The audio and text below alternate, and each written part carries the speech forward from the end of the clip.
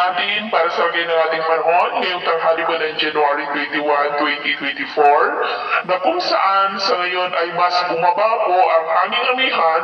at gaya po ninyong nakikita ay tumataplis na po dito sa northern part ng Cagayan at Ilocos Norte. Ang shear line ay nandiyan na po sa northeastern part ng Cagayan habang easterlies pa rin ang hangin na umiihip po sa nalalabing bahagi ng ating bansa. At sa ating long range forecast, wala pa rin bagyo na nakikita mula rito na tatawid dito sa ating bansa for the next 5 to 7 days pero hindi pa rin inaalis ang posibilidad na may isang sama ng panahon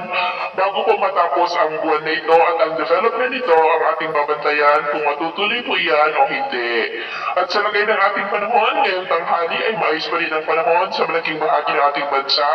pero may chance pa rin na muulap na kalangitan with isolated rain sa ilang bahagi ng Batanes, Babuyan Islands, Bicol Region, Aklan, Oriental Mindoro, Samar Provinces, Leyte, Dinagat Island at ilang bahagi po ng Sorsogon. At mamaya ay maayos pa rin ang panahon sa malaking bahagi ng ating bansa pero may chance pa rin ng maulap na kalangitan with isolated rain sa ilang bahagi po ng Cagayan, Bicol Region, Oriental Mindoro, Aklan, Samar Provinces at ilang bahagi po ng Leyte kaya mag-ingat po tayo sa posibleng banta ng mga pagbaha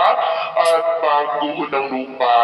At sa atin naman po mga baybayin, may kataasan pa rin po ang mga alon sa mga baybayin ng Sorsogon,